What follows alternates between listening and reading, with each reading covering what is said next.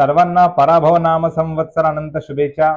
आपल्या हिंदू धर्म नवीन वर्ष म्हणजेच पंचांगानुसार नूतन संवत्सर चैत्र शुद्ध प्रतिपदापासून आरंभ होते। तर यावर्षी 19 मार्च 2026 गुरुवार रोजी सकाळी 6:54 अमावास्या समाप्ती होईल व त्यानंतर प्रतिपदा म्हणजेच नूतन संवत्सर पराभव नाम संवत्सर आगमन होत आहे। हा दिवस 3.5 मुहूर्तांपैकी एक दिवस असल्याने या दिवसाला महत्व आहे। या दिवशी अभ्यंग स्नान करावे। सकाळी 6:54 नंतरच नेहमीप्रमाणे दारात गुढी उभी करावी। या गुढीलाच ब्रह्मध्वज असेही म्हणतात आणि गुढीसाठी काठीच्या टोकाला रेशमी वस्त्र बांधले जाते। त्यावर चांदीचे किंवा पितळे भांडे पालथे ठेवले जाते।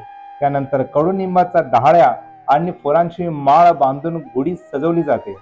अलीकडे गुढीला साखरेच्या पदकांची माळ ही लावली जाते आणि ती घराच्या उंच अशा ठिकाणी उभी केली जाते। ओम ब्रह्मध्वजाय नमः असे मंत्र म्हणून गुढीचे यथाविधीने पूजन करावे। तसेच पंचांगस्थ गणपती पूजन करावे आणि पंचांगात दिलेली संवत्सर फळ वाचावे किंवा ऐकावे। संपूर्ण संवत्सर आरोग्य क्षेमकरिता कडुनिंबाचा पाला व गुळापासून बनवलेली चटणी स्वीकारावा। तसेच याच दिवशी वासंतिक नवरात्रारंभ आणि श्रीराम नवरात्रारंभ होणार आहे।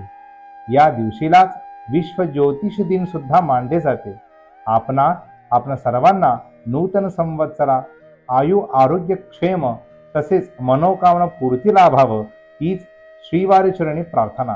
आपणास व आपल्या परिवारांस गुढीपाडव्याच्या हार्दिक अनंत शुभेच्छा।